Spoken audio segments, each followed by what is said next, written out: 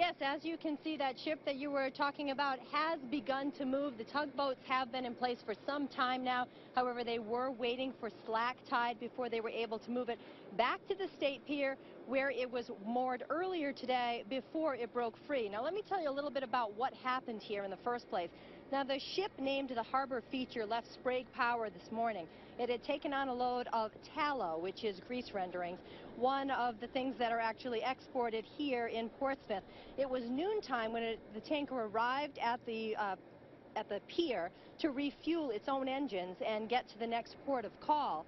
Now, port officials tell us that it took about 30 to 45 minutes to secure and dock the vessel, and then the pilot and the tugboats left. Now, sometime shortly after that, something caused the vessel to get off of the dock with the strong tidal currents. There was a lot of pressure on the lines, and the lines started to break, and the tanker collided with the bridge. The crew was on board, fully manned when this happened, and tonight vehicle traffic is shut down, and the port is also closed. No, I would like to hope that tomorrow morning, with the ship at the dock, we'll set up a security area away from the ship, and we'll still be able to continue our cargo activities in the yard with our trucks coming and going. But that, we'll wait till the captain of the port tells us what to do. Now, the Coast Guard says that there is damage to both the bridge and the vessel. No word on the bridge damage as of yet, but as for the ship, divers will go under and fully inspect it before she leaves for her next port of call. There doesn't appear to be any leaks. Now, as for vehicle traffic, there is no word yet on exactly how long the bridge will be shut down, so this could cause some bottlenecks here coming from Maine into Portsmouth. Reporting live in Portsmouth, Heather Hamill, WMUR News 9.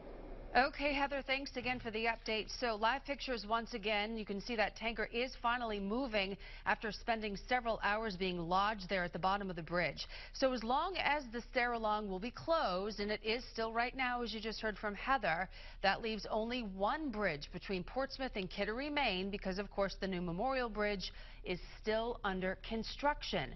The Sarah Long Bridge already in tough shape before this happened today. It is the #1 red-listed bridge in the state due to structural deficiencies and poor structural conditions. And as you've heard, investigators will now try to figure out exactly how much more damage has been done by this tanker collision today. But back in January, the center lift span of the bridge stopped working as it was returning back to the down position. So traffic on the bridge and under on the water was stopped for 4 days. We investigated the red list bridges back in February, and you can read more on that full report on our website, WMUR.com.